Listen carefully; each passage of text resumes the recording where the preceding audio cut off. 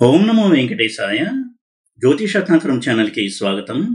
ఈ వీడియోలో ఒక జాతకంలో నీచలో ఉన్నటువంటి గ్రహాలు ఎలాంటి ఫలితాలు ఇస్తాయి, గ్రహం కనుక నీచలో ఉంటే ఒక జాతకంలో సమస్యలు ఇస్తాయా, అంటే వారి ఇంకా జీవితం అంతా వేస్ట్ అయిపోయినట్టయినా, లేదా ఏ గ్రహం నీచపట్టింది లేదా ఏ స్థానంలో నీచపట్టింది అనే దాన్ని బట్టి ఆ పోర్ట్ఫోలియో అనేది తీవ్రంగా దెబ్బతింటుందా, నీచ స్థితిలో ఉన్నటువంటి గ్రహాలను ఎలా అర్థం చేసుకోవాలి, ఇలాంటి విషయాలు తెలియజేస్తాను. ఎందుకంటే కొన్ని అంశాలు జ్యోతిషంలో నీచలో ఉన్న గ్రహాలు కావచ్చు, వక్రంలో ఉన్నటువంటి గ్రహాలు, అస్తంగత్వం చెందిన గ్రహాలు, వీటి గురించి చాలా అపోహలు అయితే ఎక్కువ ఉన్నాయి. అపోహలే కాదు, భయాలు కూడా ఉన్నాయి. అలాగే నీచలో ఉన్నటువంటి గ్రహాల గురించి కూడా కొన్ని అపోహలు, భయాలు అయితే ఉన్నాయి. ఆ గ్రహాలు జీవితంలో ఎదుగుదల ఇవ్వవని, కాబట్టి ఏ గ్రహం అయితే నీచబట్టిందో దానికి సంబంధించినటువంటి బలాన్ని పెంచుకోవడానికి కొన్ని పరిహారాలు చేసుకోవాలి, లేకపోతే ఆ రంగంలో వారికి వృద్ధి ఉండదు, ఇలాంటి కొన్ని అపోహలు ఉన్నాయి. అసలు నీచ అంటే ఏమిటి, నీచ కనుక పడితే ఒక గ్రహము ఎలా అర్థం చేసుకోవాలి, దానివల్ల మనకి ఎలాంటి మేలు జరుగుతుంది, ఇలాంటి విషయాలు కొన్ని నేను చెప్పేటువంటి ప్రయత్నం చేస్తాను. జ్యోతిషంలో 9 గ్రహాలు ఉన్నాయి. అయితే ఈ గ్రహాలన్నిటికీ కూడా ఉచ్చస్థితి, నీచస్థితి చెప్పబడ్డాయి. ఛాయాగ్రహాలైనటువంటి రాహుకేతులు కూడా ఉచ్చ నీచలు చెప్పబడ్డాయి. ఒక గ్రహం నీచలో ఉంది అంటే దాని అర్థం ఏంటి, అలాగే ఉచ్చలో ఉంది అంటే దాని అర్థం ఏంటి. ఒక గ్రహం ఉచ్చలో ఉంది అంటే ఆ గ్రహం చాలా బలంగా ఉంది అని అర్థము, అలాగే నీచలో ఉంది అంటే బలహీనంగా ఉంది అని అర్థము.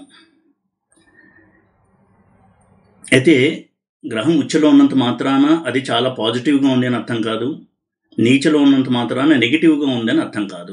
ఇది బాగా అర్థం చేసుకోవాలి. ఇది బలానికి సంబంధించినటువంటి అంశం తప్ప పాజిటివ్ ఆర్ నెగిటివ్కి సంబంధించినటువంటి అంశం కాదు. గ్రహము దుస్థానంలో లేదా నెగిటివ్గా ఉండి ఉచ్చలో ఉంటే ఎక్కువ నెగిటివ్ రిజల్ట్స్ ఇస్తుంది. అలాగే పాజిటివ్గా ఉండి నీచలో ఉంటే ఆ పాజిటివిటీ కొంచెం తగ్గుతుంది. ఉచ్చ నీచాలని బలానికి సంబంధించినటువంటి అంశాలుగా చూడాలి తప్ప పాజిటివ్ నెగిటివ్కి సంబంధించిన అంశాలుగా చూడకూడదు. ఇక ఒక గ్రహం నీచలో ఉంది అంటే దాని అర్థం ఏంటి. ఎప్పుడూ కూడా గ్రహాలు ఉచ్చలో ఉండడం కంటే నీచలో ఉండడం అనేది చాలా చాలా మంచిది. ఎందుకు? ఒక వ్యక్తి చూడండి, చదువుకునే టైంలోని ఉదాహరణకి స్టూడెంట్గా ఉన్నప్పుడు నేను ఒక మంచి యూనివర్సిటీలో సీట్ సాధించాలి అనేటువంటి ఒక ఆశయం కలిగి ఉంటాడు. అతను సామాన్యమైనటువంటి ఒక మిడిల్ క్లాస్ ఫ్యామిలీలో పుట్టిండొచ్చు. అందుకని నేను చాలా హై ఫినాన్షియల్ స్టేటస్కి ఎదగాలి, ఒక మంచి స్థాయికి ఎదగాలి నా జీవితంలో అని కోరుకుంటాడు చిన్నప్పుడు చదువుకునే టైంలో. ఈ కోరిక అనేది ఎంత బలంగా ఉంటుందో అంతగా అతను వృద్ధి చెందడానికి అవకాశాలు పెరుగుతూ ఉంటాయి. అంటే ఒక ఉచ్చ స్థాయిని చేరుకోవడానికి కింద స్థాయి నుంచి ప్రయాణం మొదలు పెడతాము. నువ్వు ఎంత కింద స్థాయిలో ఉండి ఉచ్చ స్థానానికి చేరుకున్నావు అనే దాన్ని బట్టి ఎంత కష్టపడ్డావు అనేది తెలుస్తుంది. నీచలో ఉన్న గ్రహాలు జీవితంలో ఎదగాలి అనేటువంటి తపనని చూపిస్తాయి. ప్రతి గ్రహం కూడా నీచలో ఉంది అంటే అర్థం ఏంటంటే కంఫర్టబుల్గా లేదు, తను కంఫర్టబుల్గా అవ్వాలి అనేటువంటి ఒక డ్రైవింగ్ ఫోర్స్ని చూపిస్తుంది నీచలో ఉన్న గ్రహం. ఈ రకంగా అర్థం చేసుకోవాలి నీచలో ఉన్న గ్రహాలు.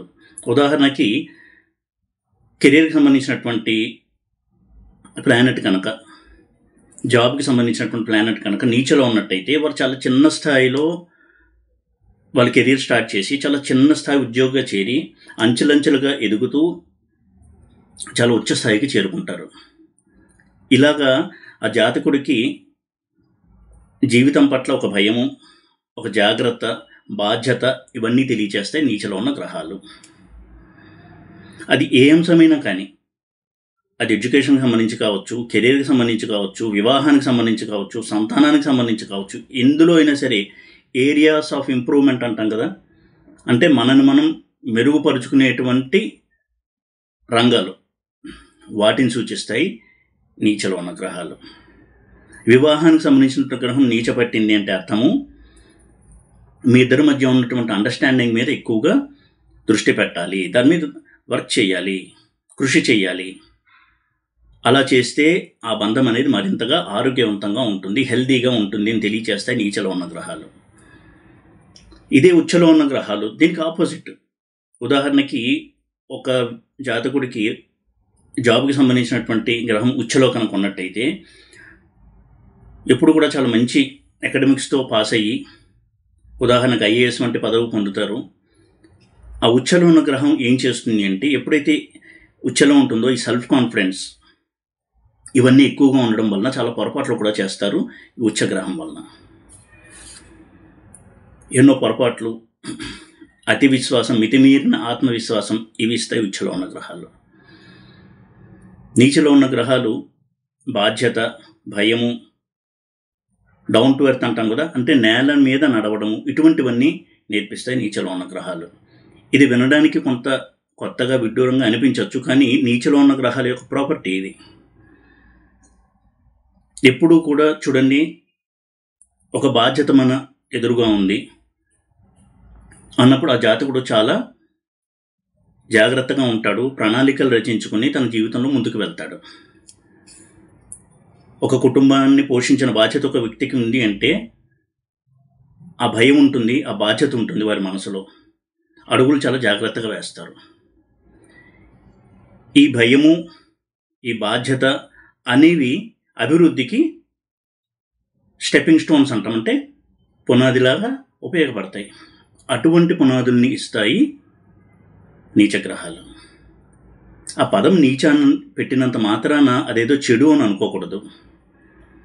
ఎప్పుడు కూడా నీచలో ఉన్న గ్రహాల వల్ల జాతకుడు ఆ గ్రహదోష వచ్చినప్పుడు చాలా ఉన్నతిని సాధిస్తాడు. అసలు నీచగ్రహం గురించి ఈ విధమైనటువంటి కాన్సెప్ట్ ఫస్ట్ అందరూ అర్థం చేసుకోవాలి. మన వాళ్ళకి నీచగ్రహము అనేది కనబడితే దాని గురించి భయపెట్టేయడం అది కరెక్ట్ కాదు. ఇక ఏ గ్రహము నీచలో ఉంది, ఏ స్థానంలో నీచలో ఉంది, ఆ గ్రహం యొక్క ఆధిపత్యం ఏంటి, వాటిని బట్టి ఎలాంటి సందేశం ఇస్తోంది ఆ గ్రహం అనేది అర్థం చేసుకోవాలి. ఎలాంటి ఫలితాలు ఇస్తాయి అనేది తరువాత. అసలు ఆ గ్రహం ఏం చెప్పదలుచుకుంది అనేది మనం అర్థం చేసుకోవాల్సి ఉంటుంది. ఆ గ్రహం యొక్క నైసర్గిక స్వభావమే కొంతవరకు మనకి తెలియచేస్తూ ఉంటుంది ఆ గ్రహం ఎందుకు నీచలో ఉందో. ఉదాహరణకి రవి మేషంలో ఉచ్చలో ఉంటాడు, తులలో నీచలో ఉంటాడు. మేషం అనేది కాలపురుష చక్రంలో ఫస్ట్ హౌస్, అది కుజుడిల్లు. కుజుడు అంటే ఏంటి? ఫిజికల్ ఫిట్నెస్, మంచి బాడీ ఉండాలి, ఎనర్జెటిక్గా ఉంటారు, ఫిజికల్ యాక్టివిటీస్లో చాలా చురుగ్గా ఉంటారు, నేను అనే ఫీలింగ్ ఎక్కువగా ఉంటుంది, నేను జీవితంలో పైకి రావాలి, కష్టపడతాను, పనిచేస్తాను, ఇటువంటి ఒక క్వాలిటీస్ ఉండేవాడు కుజుడు. అందుకే కుజుడు ఇంట్లో రవి ఉచ్చలో ఉంటాడు. అందులోనూ ఫస్ట్ హౌస్, కాలపురుష చక్రంలో ఫస్ట్ హౌస్ అది. అంటే నేను అనే స్థానం. రవికి ఈగో అనేది ఎక్కువ ఉంటుంది. ఎప్పుడు కూడా సింహలగ్న జాతకులు కావచ్చు, రవి లగ్నంలో ఉన్న వారికి ఆ ఈగో అనేది చాలా మటుకు ఇబ్బందిని కూడా కలిగిస్తూ ఉంటుంది. వారి ఈగో వల్ల చాలా సమస్యలను కొని తెచ్చుకుంటూ ఉంటారు, చాలా మంచి అవకాశాలను కూడా వదులుకుంటూ ఉంటారు. ఇలాంటి రవి కుజుడిల్లైన మేషంలో ఉచ్చలో ఉంటాడు, అదే తులలో నీచలో ఉంటాడు. తుల శుక్రుడిల్లు. తుల అంటేనే బ్యాలెన్స్. ఎప్పుడూ కూడా జీవితంలో మంచి చెడులను బేరీజు వేసుకుని వెళ్దాము. ఏదన్నా ఒక పరిస్థితి ఎదురైంది అంటే అక్కడ ఆలోచించి నిదానంగా స్టేబుల్గా ఆలోచించి, మైండ్ దుందుడుకుగా ఆలోచించకుండా, ఆవేశంతో ఆలోచించకుండా అడుగులు వేయాలని సూచిస్తుంది తుల. కానీ రవి యొక్క మెంటాలిటీ దానికి పూర్తిగా విరుద్ధం. తను ఏదన్నా అనుకుంటే అది జరగాలి, నేను చెప్పిందే వినాలి, ఇంకొకటి నాకు చెప్పడం ఏంటి, ఇటువంటి ఒక మనస్తత్వం ఉంటుంది. ఒక రాయల్ నేచర్. రవి అంటేనే కింగ్, మొత్తం సోలార్ సిస్టమ్కి కింగ్ రవి, రాజు. ఈ విధమైనటువంటి మనస్తత్వం ఉంటుంది. అందుకే తులలో నీచపడతాడు, అంటే అక్కడ కంఫర్టబుల్గా ఉన్నాడు. దాని అర్థం ఏంటి అంటే రవి తులలో ఉన్నాడు అంటే అర్థము నీలో ఆ ఈగోని కొంత తగ్గించుకో, అందరితో కలిసి పని చేయడము, కలిసి బ్రతకడము, ఏదైనా సమస్య కనుక వస్తే అందరినీ ఆలోచించి ఒక నిర్ణయం తీసుకోవడము, ఇది నేర్చుకోమని చెప్తాడు రవి నీచలో ఉన్నప్పుడు. అది ఏ స్థానము అయింది తుల అనేదాన్ని బట్టి ఏ రంగంలో అటువంటి ప్రాబ్లమ్స్ వస్తాయి, ఏ రంగంలో ఆ జాగ్రత్తలు తీసుకోవాలి అనేది మనం ఫలితం చెప్పచ్చు. కానీ వారి స్వభావంలో ఆ మార్పు అనేది తెచ్చుకోవాలి రవి ఎప్పుడైతే నీచలో ఉంటాడో. అందుకే రవి నీచలో ఉండడం చాలా మంచిది. అటువంటి వ్యక్తులు జీవితంలో ఫస్ట్ కొంత తప్పులు చేసిన చిన్నతనంలో ఆ తప్పుల నుంచి గుణపాఠాలు నేర్చుకుంటూ, నేను ఈ తప్పు చేశాను అందుకే నాకు ఇలా అయింది, కాబట్టి ఇలా చేయకూడదు, నా ఈగో వల్ల ఈ ప్రాబ్లం తెచ్చుకున్నాను, ఇక ఈగో వల్ల నేను ఇలాంటి ప్రాబ్లమ్స్ తెచ్చుకోకూడదు అని పునరాలోచన చేసుకుని తను తాను మెరుగుపరుచుకుంటాడు రవి నీచలో ఉంటే. ఇది మనకి మంచి చేస్తుందా చెడు చేస్తుందా? మంచే చేస్తుంది. ప్రతి గ్రహము కూడా నీచలో ఉంది అంటే ఒక సందేశం ఇస్తుంది. చంద్రుడే తీసుకోండి, వృషభంలో ఉచ్చలో ఉంటాడు, వృశ్చికంలో నీచలో ఉంటాడు. వృషభం శుక్రుడిల్లు, భోగ విలాసాలకి అలాగే ఆనందము, సంతోషము, లావిష్ లైఫ్ లీడ్ చేయడము, సుఖవంతమైనటువంటి జీవితాన్ని అనుభవించడము వీరికి కారకుడైనటువంటి శుక్రుడిల్లు అయిన వృషభంలో చంద్రుడు ఉచ్చలో ఉంటాడు. అటువంటి వారు ఎప్పుడూ కూడా ఉల్లాసంగా ఉత్సాహంగా ఉంటారు. జీవితంలో అన్ని ఆనందాలు అనుభవించాలి, ప్రపంచం అంతా కూడా చుట్టి రావాలి, టూర్స్కి వెళ్ళాలి, అందరితో కలిసిమెలిసి ఉండాలి, ఇటువంటి ఆకాంక్షలు ఎక్కువ ఉంటాయి. ఆ క్రమంలో వారి యొక్క ఎమోషనల్ నేచర్ కూడా ఎక్కువగా ఉండడం వల్ల, ఎందుకంటే చంద్రుడు మనకారకుడే ఉచ్చ చెందుతాడు వృషభంలో, కాబట్టి ఆ ఎమోషన్స్ వల్ల ప్రాబ్లమ్స్ కూడా వస్తుంటాయి వారికి. అదే నీచలో ఉన్నప్పుడు వృశ్చికంలో ఎప్పుడు కూడా ఆచితూచి అడుగులు వేస్తారు. ఒక మనిషితో మాట్లాడేటప్పుడు కొంత ఆలోచించి మాట్లాడతాడు. నేను ఇలా మాట్లాడితే అతను ఎలా రెస్పాండ్ అవుతాడు. ఎందుకంటే వృశ్చిక రాశి జాతకులు చూడండి, వారు చిన్న విషయాన్ని కూడా హర్ట్ అవుతారు కాబట్టి ఏది మాట్లాడాలనో ఒకసారి ఆలోచించి మాట్లాడతారు. అలాగే ఏ వ్యక్తితో అయినా తనకి సమస్యలు వస్తాయి అని అనిపిస్తే వారితో చాలా దూరంగా ఉంటారు. ఇలాంటి ఒక నేచర్ని ఇస్తాడు నీచలో ఉన్నటువంటి చంద్రుడు. వివాదాలకు దూరంగా ఉంటారు, శత్రుత్వం ఏర్పరచుకోవడానికి ఇష్టపడరు, ఎప్పుడు కూడా ఎవరిని ఒప్పించకుండా గుడ్ బుక్స్ అంటాం కదా, గుడ్ బుక్స్లో ఉండడానికి ట్రై చేస్తారు. ఇది నీచలో చంద్రుడు ఇచ్చేటువంటి ఒక లాభం. చంద్రుడి వల్లది ఒక ప్రయోజనం. అలాగే ప్రతి గ్రహానికి కూడా నీచ స్థితిలో ఉన్నాడు అంటే ఒక అర్థం ఉంది. ఆ గ్రహం చెప్పేటువంటి విషయాన్ని, ఆ సందేశాన్ని అర్థం చేసుకుని ఆ క్వాలిటీస్ని ఇంప్రూవ్ చేసుకోమని చెప్తాయి గ్రహాలు. కుజుడు కూడా చంద్రుడి ఇంట్లో నీచలో ఉంటాడు కర్కాటకంలో, అది కాలపురుష చక్రంలో 4th హౌస్. మకరంలో ఉచ్చలో ఉంటాడు, అది కాలపురుష చక్రంలో 10th హౌస్. 10th హౌస్ అంటే పవర్, అథారిటీ, రాజ్యస్థానం అంటాం. అంటే ఇప్పుడు వాళ్ళకి భౌతికపరమైనటువంటి భోగాలే కాదు, ఒక పవర్ కావాలి, ఒక పదవి కావాలి, తనకంటూ పేరు ప్రఖ్యాతులు కావాలి, ఇలాంటివి కోరుకుంటూ ఉంటారు కుజుడు ప్రభావం ఉన్నటువంటి వ్యక్తులు. అందుకే మకరంలో ఉచ్చలో ఉంటాడు కుజుడు. మకరం వాటికి సంకేతమైనటువంటి రాశి. కానీ 4th హౌస్ అనేది ఎమోషన్కి సంబంధించినటువంటి రాశి. వారికి డబ్బు కంటే కూడా మానవ సంబంధాలు అనేవి చాలా ముఖ్యము, ఎమోషన్స్ ముఖ్యము. వాళ్ళ ఎమోషన్స్ గురించి దేన్నైనా త్యాగం చేయడానికి సిద్ధపడుతూ ఉంటారు కర్కాటక రాశి జాతకులు, కర్కాటక లగ్న జాతకులు సాధారణంగా. అటువంటి కర్కాటకంలో కుజుడు నీచలో ఉంటాడు. ఎందుకంటే కుజుడు అందరితో కలిసి వెళ్దాము అనేటువంటి ఒక సిద్ధాంతంలో ఉండడు. తను ఏదనుకుంటున్నాడో చెయ్యాలి, వీలైనంత వరకు తన దగ్గరికి ఎవరూ రాకూడదు, తనకు పర్సనల్ జోన్ ఉంటుంది, అందులో ఎవరూ రాకూడదు. చాలా చురుకైన వ్యక్తులు అయి ఉంటారు, తెలివైన వాళ్ళు అయి ఉంటారు, కానీ ఎక్కువగా అందరితో కలవడం అనేది ఇష్టపడరు కుజుడి స్వభావం ఉన్నటువంటి వ్యక్తులు. అందుకే కుజుడు 4th హౌస్ అని కర్కాటకంలో నీచలో ఉంటాడు. అంటే వాటిని వదులుకో, అందరితో కలిసిమెలిసి ఉండు అని చెప్తుంది నీచలో ఉన్నటువంటి కుజుడి స్థితి.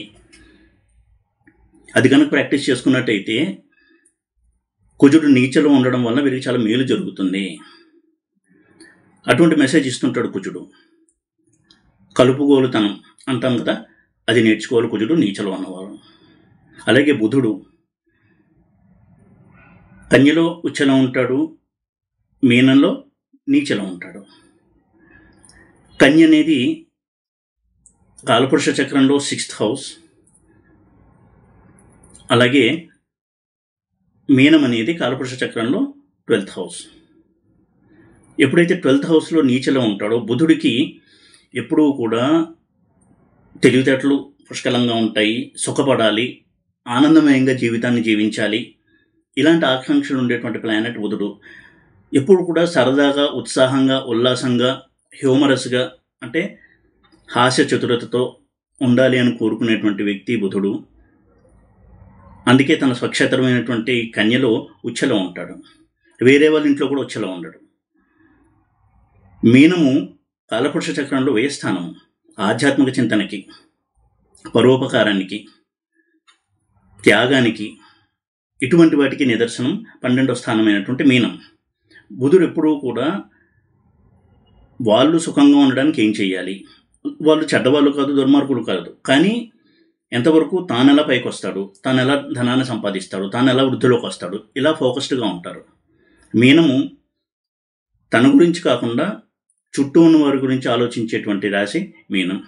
అక్కడ నీచలో ఉంటాడు.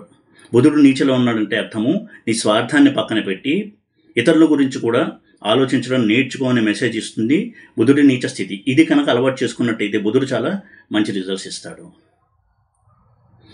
అలాగే గురువు మకరంలో నీచలో ఉంటాడు, కర్కాటకంలో ఉచ్చలో ఉంటాడు. ఇందాకే చెప్పుకున్నట్టు మకరం అనేది పవర్, అథారిటీ, వీటికి సంబంధించినటువంటి స్థానం. కానీ గురువు జ్ఞానానికి పెద్దపీట వేసేటువంటి గ్రహం. గురువు ఆనందాన్ని పొందేది జ్ఞానం వచ్చినప్పుడు, పెద్దవాళ్ళతో మాట్లాడినప్పుడు, జ్ఞానం ఉన్నటువంటి వ్యక్తులతో మాట్లాడినప్పుడు గురువు ఆనందిస్తాడు. గురువుకు ఆనందాన్ని కలిగించేది జ్ఞానము, అందులోనూ ఆధ్యాత్మిక జ్ఞానము. అందుకని ఈ ఎమోషన్స్, ఆధ్యాత్మిక చింతన, మంచి మనసు, వీటికి ప్రతీకైనటువంటి కర్కాటకంలో ఉచ్చ పొందుతాడు గురువు. ప్రాపంచిక భోగాలు, పదవులు, వీటికి సంబంధించిన మకరంలో నీచ పొందుతాడు. గురువు నీచలో ఉన్నాడంటే అర్థము వీటి నుంచి కొంత బయటకు వచ్చి, ఈ వ్యామోహాల నుంచి కొంత జ్ఞానం వైపుకి అడుగులు వేయి అని చెప్పడమే గురువు యొక్క సందేశం. శుక్రుడిని తీసుకున్నట్టయితే శుక్రుడు ఇదే మీనంలో ఉచ్చలో ఉంటాడు, కన్యలో నీచలో ఉంటాడు. మీనం అంటే జ్ఞానానికి సంబంధించినటువంటి రాశి. శుక్రుడు అవడానికి రాక్షసులు గురువైన మహాజ్ఞాని అయిన అటువంటి శుక్రాచార్యుడు, ఆయన పదవి రాక్షసులకి గురువుగా ఉండడం, అటువంటి పదవి ఇవ్వబడింది, కానీ ఆయన మహాజ్ఞాని. అందుకే మీనంలో చాలా కంఫర్టబుల్గా ఉంటాడు. ఇటువంటి స్వార్థ చింతన, స్వప్రయోజనము, వీటిని సూచించే కన్యలో ఆయన చాలా అన్కంఫర్టబుల్గా ఉంటాడు కాబట్టి నీచలో ఉంటాడు. అక్కడ శుక్రుడు నీచలో ఉన్నాడు అంటే ఇటువంటి నేరో మైండ్ నుంచి బయటకు వచ్చి, సంకుచితమైనటువంటి ఆలోచన నుంచి బయటకు వచ్చి కొంత ఆధ్యాత్మిక చింతన అలవాటు చేసుకో, పక్కవాడి గురించి కూడా ఆలోచించు. అలా కనుక ఆలోచించినట్టయితే నీచలో ఉన్న శుక్రుడు చాలా మంచి రిజల్ట్స్ ఇస్తాడు. శని మేషంలో నీచలో ఉంటాడు, తులలో ఉచ్చలో ఉంటాడు. తుల అంటే బ్యాలెన్స్, న్యాయము అన్యాయము, మంచి చెడు, ఈ బ్యాలెన్స్ను సూచించేటువంటి స్థానం తుల. అందుకే చాలా కంఫర్టబుల్గా ఉండి ఉచ్చలో ఉంటాడు శని. శని న్యాయాధి దేవత. ఇదే మేషాన్ని చూసినట్టయితే కుజుడిల్లు కాలపురుష చక్రంలో ఫస్ట్ హౌస్. నేను బాగుండాలి, నా తర్వాతే ఇంకెవరైనా, అసలు అందరూ నా గురించే ఉండాలి, నేను బాగా ఉండడానికి నా చుట్టూ ఉన్న వాళ్ళు ఉండాలి, ఇటువంటి మైండ్ సెట్ ఉంటుంది కుజుడికి. అక్కడ నీచలో ఉంటాడు శని. శని నీచలో ఉన్నాడు అంటే ఎప్పుడు నీ గురించి ఆలోచించొద్దు, మంచి చెడు, న్యాయము అన్యాయము, వీటి గురించి ఆలోచించు. నీ అభివృద్ధి కోసము న్యాయము అన్యాయము పక్కన పెట్టి అన్యాయం చేసైనా సరే వృద్ధిలోకి రావాలి అని అనుకోకు. అలా వచ్చినట్టయితే శని బాధిస్తాడు మేషంలో ఉండి. అదే తన అభివృద్ధికి వచ్చే మార్గంలో అన్యాయాల్ని చేసేటువంటి అవకాశం వచ్చినా చేయకుండా ఉండడము, ఇలా న్యాయానికి ఎక్కువగా ప్రాధాన్యత ఇస్తూ వెళ్ళినట్టయితే నీచలో ఉన్న శని చాలా హెల్ప్ చేస్తాడు. అలాగే రాహుకేతువులు కూడా. రాహు వృషభంలో ఉచ్చలో ఉంటాడు, మిథునంలో ఉచ్చలో ఉంటాడు, అలాగే వృశ్చికము ధనుసులో నీచలో ఉంటాడు. రాహు ప్రాపంచిక సుఖాలకు సంబంధించినటువంటి గ్రహం. వృశ్చికం అనేది ఆధ్యాత్మిక చింతనకు సంబంధించిన గ్రహం, ఎందుకంటే కాలపురుష చక్రంలో 8దో ఇల్లు అది. అలాగే ధనస్సు కూడా అది గురువిల్లది, జ్ఞానానికి సంబంధించినటువంటి స్థానం. ఆ రెండిట్లోనూ రాహు చాలా అన్కంఫర్టబుల్గా ఉంటాడు. ఇదే రాసుల్లో కేతువు ఉచ్చలో ఉంటాడు. ప్రాపంచిక సుఖాలకి వైభవాలకి సంబంధించినటువంటి వృషభంలో, మిథునంలో కేతు నీచలో ఉంటాడు. ఎందుకంటే కేతువుకి వీటి పట్ల రుచి ఉండదు. ఆధ్యాత్మిక చింతన ద్వారా కేతు చాలా సంతోషిస్తాడు. అందుకే వృషభంలో, మిథునంలో ఒకటి శుక్రుడిల్లు, ఒకటి బుధుడిల్లు. మిథునం అంటే బుధుడిల్లు. ఇందులో కేతు నీచలో ఉంటాడు. కేతు నీచలో ఉన్నాడు అంటే ఈ వెంపర్లాటలో ఉన్నంతకాలం జీవితంలో చాలా చాలా ప్రతికూలతలు వాళ్ళు ఎదుర్కోవాల్సి వస్తుంది. ఆధ్యాత్మిక చింతన ఎప్పుడైతే అలవాటు చేసుకుంటారో కేతు వాళ్ళకి శుభ ఫలితాలను ఇస్తాడు. ఇలాగా నీచగ్రహాలు కూడా ఒక సందేశాన్ని ఇస్తాయి. ఇది ముందు గ్రహించాలి. ఇక ఒకవేళ నీచలో కనుక గ్రహం ఉంటే ఏం చేయాలండి? చాలామంది చెప్పారు, మొట్టమొదటిగా ఆ గ్రహానికి సంబంధించినట్టు రత్నం ధరించండి, పవర్ వచ్చేస్తుంది, బలం వస్తుంది. మన శాస్త్రంలో రత్నధారణను రెమెడీగా చెప్పలేదు. ఇది బహుశా ఎంతమంది ఇలా చెప్తున్నారో నాకైతే తెలియదు. అట్లీస్ట్ తెలుగులో వీడియోలు చేసేవాళ్ళు. రత్నధారణ రెమెడీ కాదు. రత్నము గ్రహం యొక్క బలాన్ని పెంచుతుంది. ఆ గ్రహం పాజిటివ్ అయితే ఎక్కువ పాజిటివ్ చేస్తుంది, నెగిటివ్ అయితే ఎక్కువ నెగిటివ్ చేస్తుంది. రత్నము అనేది నెగిటివ్ని పాజిటివ్గా మార్చదు. ఇది ప్రధానంగా గుర్తుపెట్టుకోవాలి. కాబట్టి రత్నధారణ చేయడం అనేది రెమెడీ కాదు. అందులో నీచంలో ఉన్న గ్రహానికి రత్నధారణ చేసేస్తే మనం పవర్ ఇచ్చినట్టుగా అనుకోవద్దు దయచేసి. నీచలో ఉన్న గ్రహం మనకి శుభ ఫలితాలను ఇవ్వాలి అంటే ఆ గ్రహం ఎటువంటి మెసేజ్ని ఇస్తుందో అర్థం చేసుకుని తన ఆలోచన విధానాన్ని, తన జీవన శైలిని అలా కనుక మార్చుకున్నట్టయితే ఆ నీచ గ్రహం చాలా చాలా హెల్ప్ చేస్తుంది జాతకుడికి. ఇందాక చెప్పినటువంటి ఉదాహరణలో కూడా ఉద్యోగంలో చిన్న స్థాయిలో చేరిన పైకి ఎదగడానికి కృషి, పట్టుదల, అలాగే నిజాయితీ, హానెస్టీ అంటాం, సిన్సియారిటీ, ఇవన్నీ కనుక పెట్టుబడిగా పెట్టి తన వృత్తిలో కనుక ఉన్నట్టయితే తప్పకుండా చాలా ఉన్నత స్థానానికి చేరుకుంటారు. ఎందుకంటే వాళ్ళు తమ యొక్క శక్తి యుక్తులన్నింటినీ కూడా వాళ్ళ వృత్తిలోనే పెట్టాలి, సిన్సియర్గా వర్క్ చేయాలి. అలా చేస్తూ ఉంటారు కూడా నీచలో ఉన్న గ్రహం వల్ల పైకి వచ్చినటువంటి వ్యక్తులు. అందుకే వాళ్ళు అదే సంస్థలో చిన్న ఉద్యోగంగా చేరి 25 ఏళ్ళు అందులోనే పనిచేసి ఒక ఉన్నత స్థానానికి ఎదుగుతారు. ఆ సంస్థలో వాళ్ళు చాలా కీలకమైన వ్యక్తిగా ఉంటారు.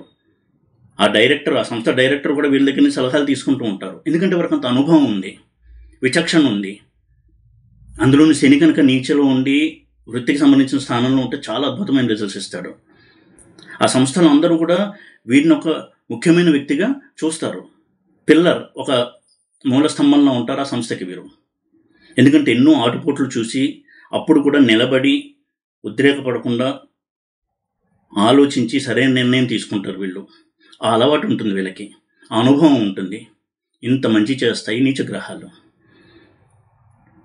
కాబట్టి గ్రహాల యొక్క ఉచ్చ నీచల్ని ఈ విధంగా అర్థం చేసుకోవడం చాలా చాలా మంచిది. అంతే తప్ప నీచలో ఉంది గ్రహం అని చెప్పేసి ఇక ఆ జీవితం నాశనం అయిపోయిందనో ఇంకా కలిసి రాదనో అనుకోవడం పొరపాటు. అయితే నీచభంగ రాజయోగం కూడా చెప్పారు. నీచం భంగం అవడం మంచిది, నీచభంగం జరిగిన తర్వాత రాజయోగం అంటే అది ఇంకా మంచిది. దాని గురించి కూడా నేను వీడియో చేశాను, చూడగలరు. అయితే ఇక్కడ నీచభంగము లేదా నీచభంగ రాజయోగం గురించి నేను డిస్కస్ చేయదలుచుకోలేదు. నీచం అంటే ఏంటి, నీచలో ఉన్న గ్రహం వల్ల ప్రయోజనాలు ఏంటి అనేది చెప్పదలుచుకున్నాను. అవే వీలైనంత వరకు నేను చెప్పే ప్రయత్నం చేశాను. అయితే సమ్మరీగా నేను చెప్పదలుచుకుంది, గ్రహం నీచలో ఉన్నంత మాత్రాన భయపడద్దు. ఇంకా ఒక విధంగా చెప్పాలంటే ఉత్సాహంగా ఉండి ఆ గ్రహ దశ వచ్చినప్పుడు తనను తాను ఎలా మలుచుకోవాలో ఆ విధంగా కనుక మలుచుకున్నట్టయితే నీచలో ఉన్న గ్రహము చాలా చాలా మేలు చేస్తుంది జాతకుడికి. ఈ వీడియో కనుక మీకు నచ్చినట్టయితే లైక్ చేసి, షేర్ చేసి, సబ్స్క్రైబ్ చేయండి. ఓం నమో వెంకటేశాయ.